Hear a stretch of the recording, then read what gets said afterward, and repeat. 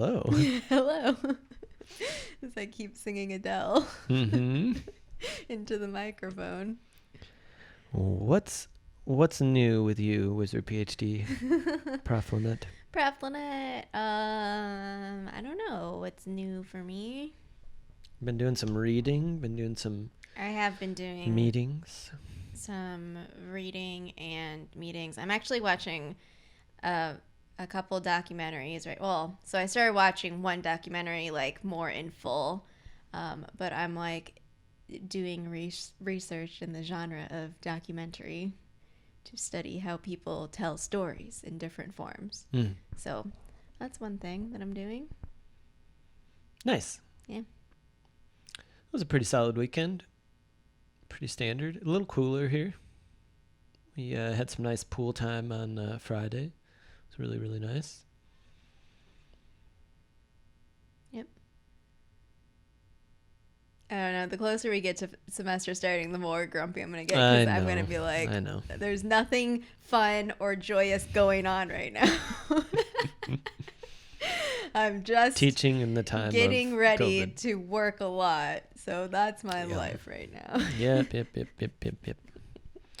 No, I know. I started to sense it's like during the year, your Sunday, you always feel like, which is funny because it's our podcast day, but like, new week. So I feel similarly, but it's been kind of an extended version of that as you wind up the summer, because it's like, oh, this is the Sunday of the summer for you.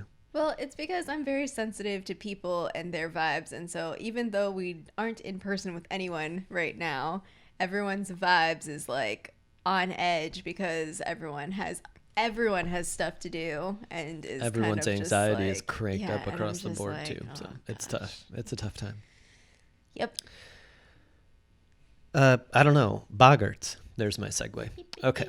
You ready? Juan's No, ready. I know. Oh, okay. Ready. I'm ready. Juan's ready. All right. Turn to page 123, the Boggart in the Wardrobe. Today's lesson is called A Time of Fear and Laughter. Brief synopsis. Very brief. Tried to keep it briefer. The chapter begins with our trio in potions class being harassed by Malfoy and Snape in combination. Neville, yeah. Neville, no, that was fitting. Neville is also a target for the Slytherin scorn, and he leaves class timid and shaky.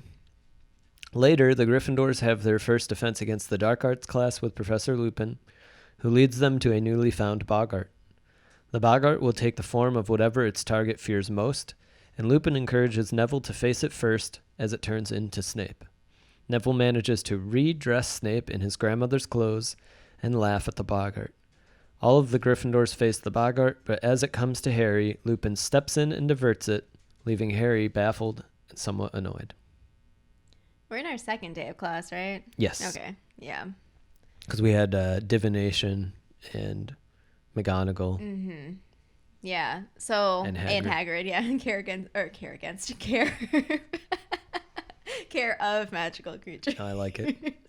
Yeah. So my for people who are just listening audio only, we have this little mini Funko Pop of Severus Snape, and I was just like shaking him violently, And then knocked him over fittingly. accidentally knocked him over. Mm-hmm. But yeah, Snape tried to murder Trevor. Yeah. He tried to straight up murder him. Yeah. Like, unless that was a like intentional teaching tactic, but no, like he was basically like, okay, let's put Neville on the spot, just like the cruelty of it, and just like putting the spotlight on him, publicly humiliating and shaming him, like on purpose. This is the type of interaction that a bully who is masquerading as a teacher would claim as a teaching moment. Yes. And it is not. Yeah. Yes. I was thinking a lot about you and your, like, not to get all, like, nerdy academic and whatever, but, like, your dissertation stuff. Ooh. And, like, thinking about, like, a dynamic that might be recognized in the context of a math classroom. We just got to ignore the puppy. Got to ignore him. Knows. Yeah. It's podcast. I'm listening, though. I'm ready. Let me interrupt. Of students being the butt of jokes. And it's a little too far for it to be like a casual, like, oh, you don't even know this concept, blah, blah, blah. Like, but like it's actual, like, harm. Yeah, I can give a brief synopsis just to be clear. So I referenced something in my dissertation, which was somebody writing about kind of joke styles. Mm-hmm. And they were claiming that if you look at mathematics teaching, we often actually do it in the style of a particular type of joke. And he was coming from it from a comedy angle to some extent, and was like, there are other jokes open that might be more caring. Mm-hmm. It was a very interesting article to me. So, who knows what other people yeah, would Snape think. is like, seems to have this mission to humiliate Neville. Yeah. And so, like, I doubt that Snape would claim it's like on purpose and a teachable moment, because then he punishes Hermione for helping him. Correct. And so, like, in part though, because I also was thinking about this through the context of like a cheating perspective or whatever, like, Yep. oh, Neville should be able to perform this on his own, which in and of itself, like, having that such an individualistic view of what the like in terms of assessment, or like the purposes of like, or what it is that we do in schools, that as a perspective or a framing that people could employ. Alternatively, if you view your class, or if I'm going to go more broadly, the world, as people have different strengths and can complement each other and help each other out, there's no problem here. Yeah, I think also J.K. Rowling does a nice job of doing a nice exposing Snape's hypocrisy in a very obvious way, which is that he blames Harry and Ron for not helping Malfoy enough and blames Hermione for helping Neville too well. Mm-hmm. So it's kind of clearly, it is such an overt form of favoritism, it makes me want to puke. Yeah. Anyway, It's I'm very not a annoying because- Malfoy or Snape apologist. Malfoy if at you've the end been of the wondering. chapter, for me, I just like I was like reveling in his, is reveling the right word? I was celebrating his pain. Yeah. And so for In the previous one? Yeah, in the previous chapter. So for this chapter, him to come in doing nothing except being fake, and like literally the two moves that he does, he makes Ron trade him the materials that were cut. Snape makes Ron trade the, like, Ron was like, angry and just not chopping things precisely or whatever, makes him trade them, and then is like, oh, Harry, you do this too. Well, this is the exposure of the sort of individualist perspective that Snape is putting on Neville. Yeah. Which is like, but he's not willing to say, well, Draco, sorry about your arm, suck it up, right? That is where the double standard comes in. That's why it's not a teaching moment. Yep. That's why it would be a lie if he said it was. Yup. And then we go to Mr. Professor R.J. Lupin. Yes. So I love this. I've mentioned this before. I've only read this book once, but I love the contrast of being in Snape's potions classroom and then being in Lupin's defense. It's one of the against best Diverts. educational contrasts of the whole series. Yes. It was really great, not just because of like the dynamics, and like towards the end of the chapter, Hermione has like the summarizing line of like he's a really good teacher, or however she says it, but the fact that J.K. Rowling starred Neville in both classes, and like what is possible for Neville, who is still bumbling and stressed out and nervous. Like, what does a nurturing presence, what could that unlock for him as a person, as a wizard, as someone who's trying to learn things? And so I liked that, those two side by side. It is a brilliant introduction of Professor Lupin. I know we've met him, but we've still been like, okay, we got a little hint of he knows something because he gave them chocolate after the Dementors on the train. But we haven't really seen him as a teacher yet, obviously. And it's a very, very well executed chapter. It is so coherent. Everything that happens in it is character developing. Yeah. And I find fascinating that by making Harry not the center, Mm-hmm. By making Neville the center, we actually get a little bit of insight that something weird is happening. Mm-hmm. Malfoy talks a little bit about it, like, Yeah. and then Lupin stepping in. That part, now that you bring it up, was a little odd to me that Malfoy would be so shady, or like not. He's usually very overt. Like we've seen him be very direct and like abusive in like how he's interacting with the other characters we've seen. But with Harry, it's a little more like secretive, manipulative in the background. Malfoy's sort of getting way. older in his bullying. Wiser, Yeah, more much mature wiser, in his for sure. level 2, level 3. Nuanced bully.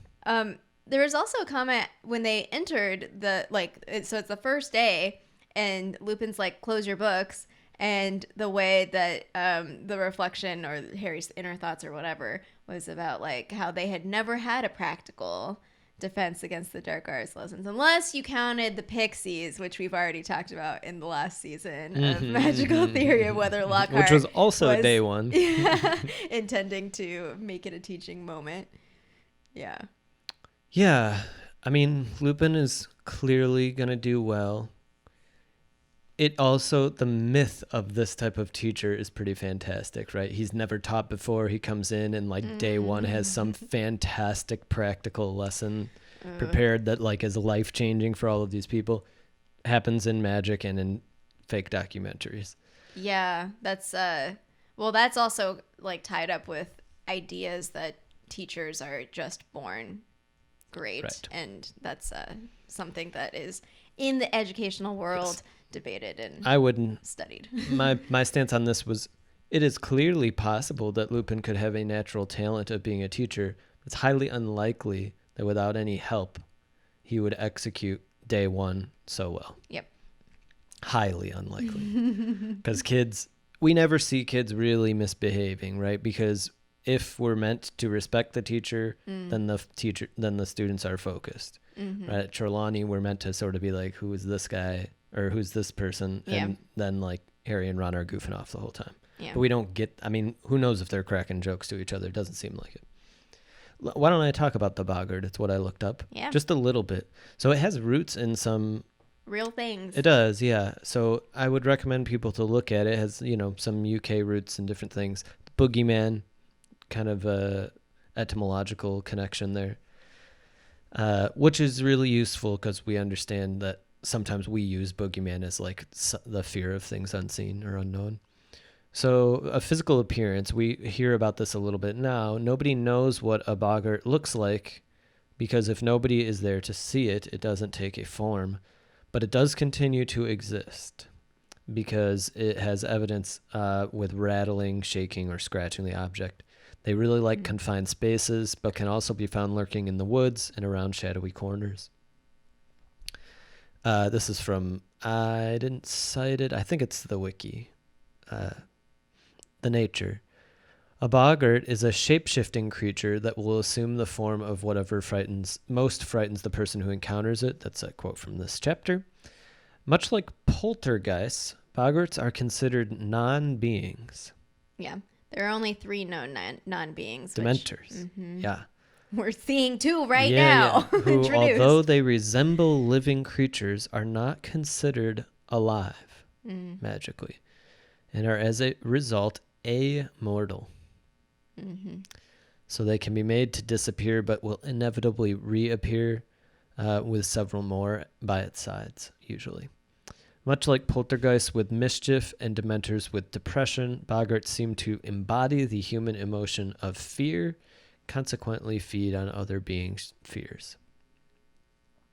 It's very interesting to me to think about the unicorn representing something like that, but we clearly are meant to consider it alive. But these things, not. Okay, last thing. Boggart's ability to shapeshift shows remarkable speed and fluidity, but has limitations. Firstly, being confined, if nothing else, by the size of the room it inhabits. The boggart will scale down an otherwise gigantic form, as seen when a boggart turned into the moon, that we just saw.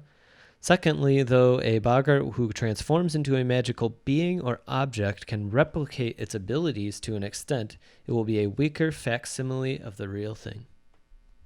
And we will see that coming up soon as well. Yeah, so something that I was just taking note of was the sequence of who went up in this exercise and like what happened. And then I went to go back and look at the movie clip to see what that sequence was like. Because it does play out differently in the movie. So we start off with Neville. Well, okay. I don't know. I'm not sure if Lupin would have chosen Neville to go first, but that's part of like Snape was already sitting in the little lounge area and again has it out for Neville, has to like humiliate him for why? What are you getting out of this right now? So then Lupin's like, all right, Neville. And so Neville's Boggart, he reveals, is Professor Snape, which I thought was interesting because Neville has to face his Boggart every single time he goes to potions class.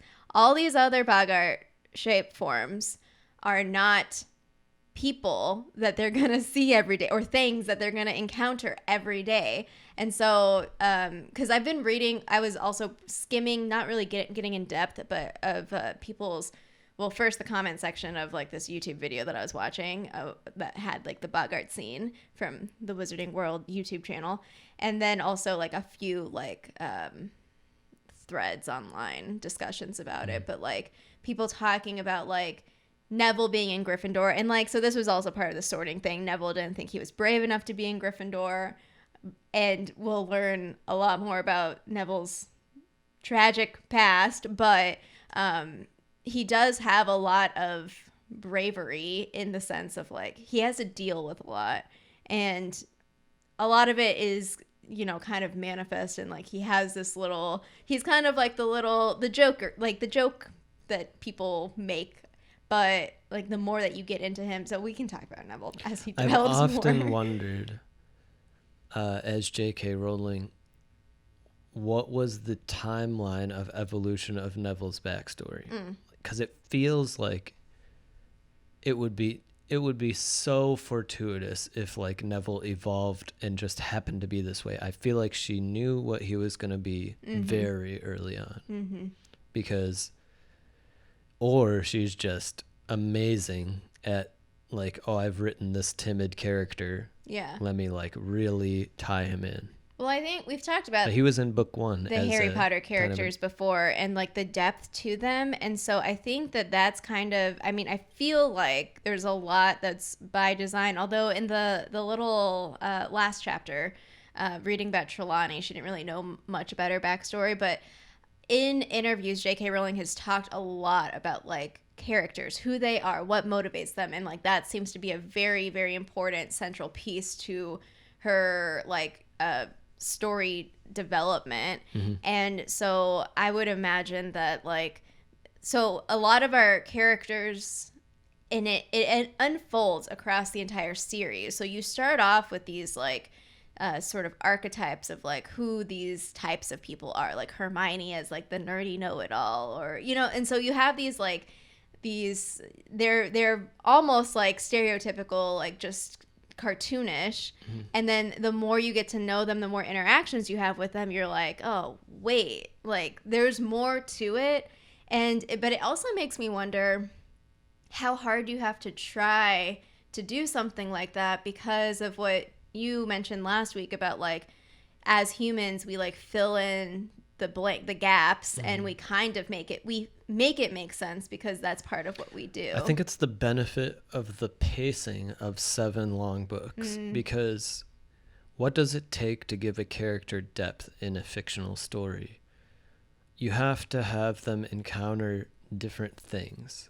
Right, the scene is the angle at which you are viewing this 3D object. If all the scenes are the same, they're going to seem very 2D.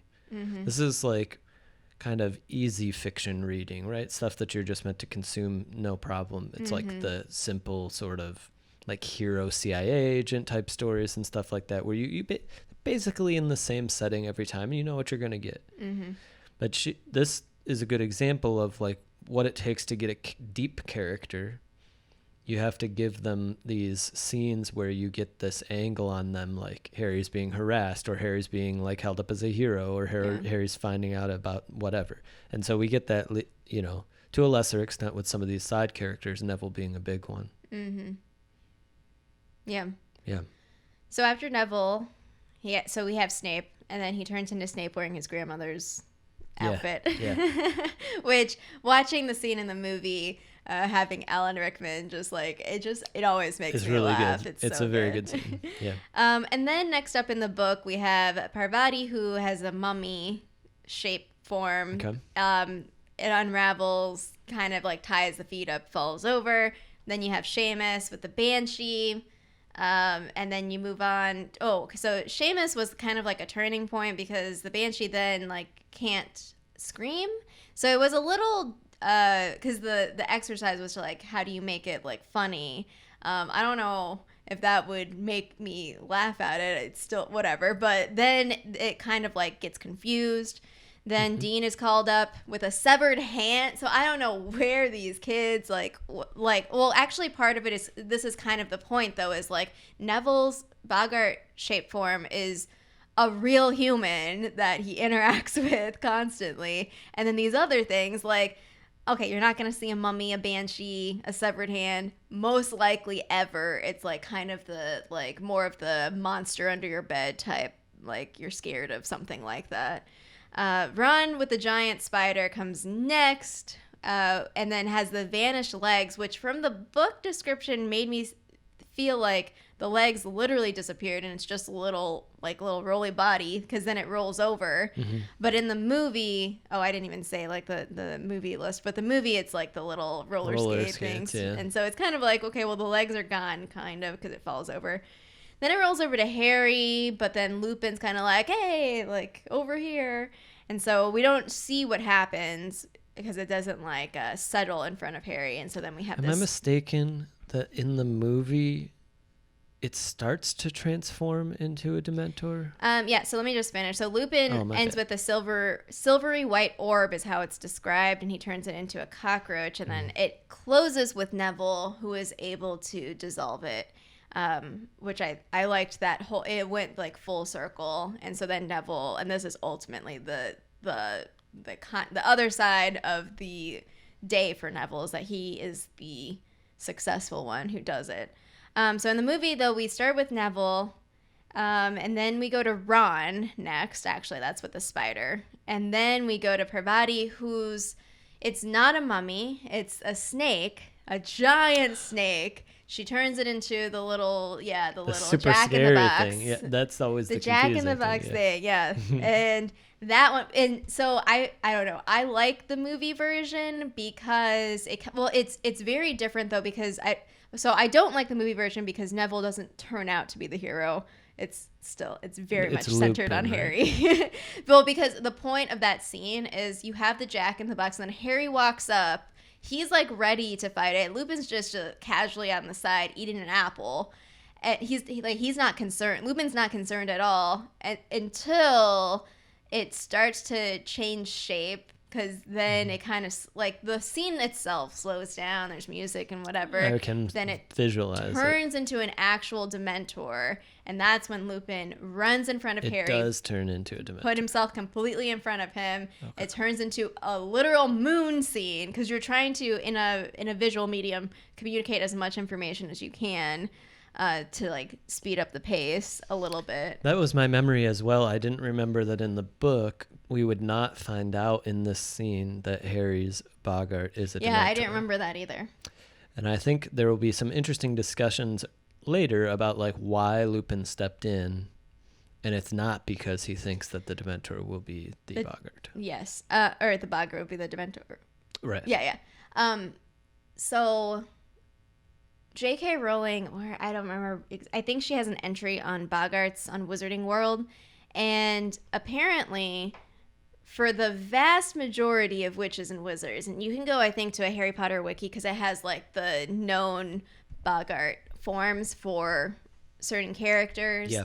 So like going to Wizards Unite, like the Parvati one is the movie because we have the snake that turns into the Jack in the Box. The Ron one is the movie one, spider into snake. We also have, well, we have Harry, but we also have the Hermione, and she later on will find out that her Boggart is McGonagall telling her that she failed. Mm-hmm. Yeah. And so, but J.K. Rowling said that the vast majority of witches and wizards, their Boggart shaped form is Lord Voldemort. And so there's like an entire table of people whose Boggarts are Voldemort. And so again, like I'm just going back to the point of like all of these things, like you're not going to encounter it. Hermione might encounter McGonagall telling her that she is disappointing or a failure, but like, and so I feel like those are there's like different, I don't know, it's hard to talk about fear because like obviously you're afraid of things, but there are some things that are more likely to happen to you than others that I don't know. Yeah, I think what you're saying, or I wonder if this is what you're saying, for some of these people, the Boggart is the true form of like a boogeyman. Like it's not really something that they encounter. Mm-hmm. It's just in their mind that it is their greatest fear. Mm-hmm. But for somebody like Neville, is an everyday encounter. Now, whether he dials Snape up more as an imagination, I'm not sure. But that is a really good point. I hadn't really thought about that Neville faces his greatest fear in school in a professional setting almost every day. Yeah. Well, because we've talked about, I don't know if we've talked about on the podcast in depth about anxiety, but like that's kind of part of it is that like this idea of like, oh, well, I mean, Ron, I guess, can encounter spiders, not like giant, massive spiders, but like it doesn't seem the same as like, I don't know. I didn't read the entire article, and it makes me think that there's probably something somewhere talking about whether Boggarts can change over time for somebody. Almost certainly, yes, right? I think it must, of course, because for Harry it becomes a Dementor, but it wouldn't have if he didn't know what they were. So it's quite interesting to think about, like, I wonder if by the end of year 5, Neville's Boggart wouldn't be Snape, but maybe Bellatrix or something like that. Mm.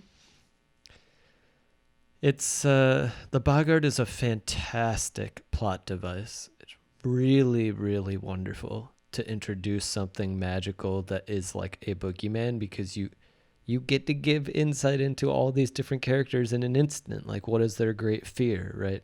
Yeah. Because we get a little insight into Ron. He says he hates spiders. Mm-hmm. But it's his greatest fear, and he confronted it in book 2. So we get an insight into his bravery, right? Mm-hmm. Yeah. Towards the end of the chapter also, well, there's actually a few things that happen. One is about Hermione's bag. Well, Hermione being at the books, the stairs, like further along when they thought that she was behind. And I actually like that exchange because, well, I like the ending, even though it feels like it kind of ends abruptly or just kind of like, oh, okay, whatever. Because Lavender Brown is like, I wonder why Professor Lupin is afraid of prophecies or prophecy orbs. And it's like, oh, wait. Well, because it only describes it as a silvery white orb. Right. That's the only way it's described. Yeah, I jumped the gun a little. No, it's fine. And then the Harry and Ron are kind of trying to talk to Hermione or whatever. And she's like ahead of them. Her bag tears open, all these books spill out, and because Ron is the one who keeps questioning her, and he's kind of like, wait a second, because he questioned her about her schedule, being like, you can't take all these courses there at the same time, and like, what do you mean we only have these classes today? Why are you carrying these books? And actually in the film, it's in the scene in the Defense Against the Dark Arts classroom, they're all staring at the Boggart cabinet, and Lupin is like in a monologue. Actually, Lupin in the movie, in this scene, is not that nurturing to Neville. And I think, it's not necessary because that's not the point of this scene. It's not to put the spotlight on Neville. He's just kind of, the point is more about like what is revealed when you find out that Harry's Boggart is a Dementor and then Lupin's is the moon, and you're kind of like, oh, what's this? But there's this panning scene where it has most of them. It's actually really cool because the camera first starts at the Boggart cabinet, and it's a reflective surface, so you can see the reflection, or it's like something that's like a reflection, and you can kind of see the outline of all the students, and Hermione's not in that shot. And then they do like a panning and it goes around, and you think that like, oh, because Hermione just pipes up, maybe she was just out of the sight of and she just says like, oh, the Boggart is a shapeshifter. So there's obviously something going on with Hermione, which they do say something to that effect, but it's, and usually I hate stuff like that. That's kind of like, oh, I wonder what this is. So like on the nose. In Wizards Unite. But the way, I don't feel that way with this. It feels more subtle, and I don't know, like there are subtle ways to do stuff like that. Well, I think because we can't see it visually. Yeah. It has to be a little on the nose. Otherwise, we wouldn't know that she's showing up in these weird ways, you know? Yeah. But towards the end, there's this question of like, oh, well, what would the Boggart be for you, Hermione? Like just getting a 9 out of 10 or whatever. But I think that I like the way that it closes in that way, because so Hermione's a little upset. She's already saying that he's a good teacher, but she was kind of like sad that she didn't get to do it. But it kind of like subconsciously, or not very directly, ask the question of like, what would your Boggart be like, what would it turn into, sort of thing. I don't know if it's meant to be that sort of reflective exercise, but I think that it's kind of an interesting thing. I wonder if J.K. Rowling as a writer is just incredibly good at like maybe she's writing the chapter and she's like, okay, obviously Harry isn't gonna confront the Boggart. Wouldn't it be interesting if another one didn't also, like, let me also have Hermione not do it, because maybe people will be like you're saying, who is the most interesting non-Harry character to have to wonder what their Boggart would be. Probably not Ron, probably Hermione. And I think I like it also because Ron's response, I think it's Ron who says it, of like, oh, well, not getting a perfect score would be Hermione's Boggart, is again pointing to the fact of like how she can still be seen as this caricature when there's probably much more depth to her. And even just the idea of like McGonagall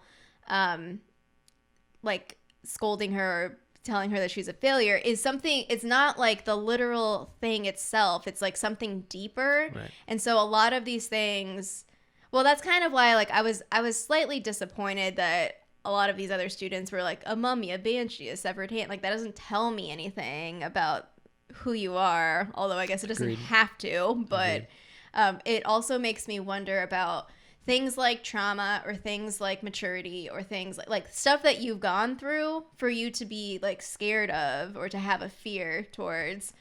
I'm not trying to rank people's fears, but like there's something about like having not being afraid of a mythical thing or like a thing that you've never seen before, and something that is like possibly prohibiting you from doing something else or being somebody else or acting in different ways. One thing I find really interesting is Harry, when we find out what his Dementor is, his Boggart is, wouldn't have been able to tell Lupin what the Boggart would turn into, right? So, like, Neville knows it will be Snape. Ron kind of seems to know it's going to be spiders because they're like planning it. Right. That's, as I'm thinking about it, seems incredibly unrealistic. I mean, like, if it's magically going to actually show you what you're most afraid of, that is usually, I think, different than what you actually are most afraid of. Yeah, because it reminds me of the Mirror of Erised. That's what I was thinking, exactly. That they are very similar devices. But the mirror, because I was going to say the mirror is more insightful to the viewer, right? Like they come up and they don't necessarily know what they'll see. Like I don't think Ron would have said, oh, it would be me being the greatest Weasley child. Mm-hmm. But then it shows him as this person like achieving all these things. Mm-hmm. I don't think, probably Harry might have been able to vocalize something similar, but I think I hadn't ever really considered what it means to claim that all of these children would be able to plan what their greatest fear is accurately. Yeah, so it makes me wonder of like so the mirror is more of a device that is out of your control, whereas the Boggart, I feel like I didn't look up like if there's any sort of like theories or connections to it, but it seems like it's connected to the person. So like what you manifest in your brain subconsciously or, you know, intentionally is projected in front of you. And so like maybe Neville's deepest fear, because that's also another thing, like as I'm reading this and I'm thinking, well, like me knowing Neville as someone who knows the stories, like I can't believe that Snape is his Boggart and not something else, or, you know, like that's what I was thinking. It almost makes me wonder for both the mirror and the Boggart, maybe they have it sort of in magical theory a little bit wrong, right? Podcast name, which is it should be restated not as your greatest desire or your greatest fear, but your current greatest desire and your current greatest fear. Like that there needs to be a temporal side to it of like you could change and you could change rapidly and the thing that you would see would change. Yeah, so I'm going to backtrack a little bit as well, because from this wiki article, and I don't know when this comes up, but because I remember in book 7 when Harry's in King's Cross with Dumbledore and they're talking about the mirror. On this wiki, it said that Dumbledore's Boggart was Ariana dead in front of him. And so I don't know. I don't imagine that changing or be, I don't know. Cause I guess I didn't really look into to see if like surely they must change, otherwise like you would hold on to something. Harry's the example. If Harry like would have Lupin, encountered a Boggart 2 weeks ago, it wouldn't be a Dementor. Because he wouldn't know that they exist. Right. Or if Neville did before he went to new Snape, it wouldn't be Snape. So it must change. Yeah. And it seems True. like it can change in an instant, right? Before Harry pre-Dementor, Harry after Dementor, new Boggart. I guess another way to put what I'm saying about Dumbledore is that is connected to like the comment I said before about trauma or like real like depth to your fear, and it's something that like deeply affects you so much that I'm saying like it's highly unlikely that Dumbledore's Boggart would change from something so strong. It's amazing to obviously several books in advance to know about Dumbledore in this way, but it gives us maybe great insight into Dumbledore, because I was thinking like, no way, what? That doesn't make any sense as a greatest fear, right? Because it's backward looking, it's past. Yeah. And fears to me are future oriented generally. They might be based off what has happened, but if there's not a chance of it happening again, I think it's hard to be afraid of it. Yeah. But it may speak to the fact that Dumbledore doesn't experience any obvious fears. Because to me, like, I don't know, if I had to guess what Dumbledore's fear is in a coy way for our people who are reading for the first time, would be something to do with what could happen in the next 4 years or 4 books of like to Harry or with Voldemort or whatever it might be. Yeah, so I think I was thinking of like different ways when I was mentioning fear before as like something that is prohibiting you from being who you can be. Like I was thinking more along the lines of baggage. Oh. So like because there was also in these threads I was reading people talking about like, well, what if your fear is something that's not of a physical form. Like, but I think that it can still take a physical form to invoke that fear of whatever it is. So if I'm going to say like an event that happened in the past that you can't let go, probably represents something else or elicits something else that might not be like, and the closest thing to make you feel that fear would be to show you something that is like connected to that, like whatever that is, like this sense of like lack of control or inadequacy or whatever it is. I would imagine that like those things play some out. representation of it. Yeah, I don't know. Maybe not. It's fascinating. It really is. Because, so like when I think about like why fear is framed as a bad thing, because I was also I was trying to find like more of, I was looking mythology, but that was the wrong like search term. I was looking more of like cultural boogeyman. Like that's what I was looking for, because there are different instances across cultures of this idea. But then I was going through this like mythological like gods of fear type thing, and there are actually two Greek gods of fear. One is more of the sense of like dread, and then the other is more of the sense of panic. And so people were also debating of like, why are there two? Like, how are they different or complementary, or what does that mean? Different. And so there's like, and so that's what I'm like, when I think about like, why would fear, when from a like evolutionary perspective or biological perspective might be rationalized as like, oh, so that for survival or whatever.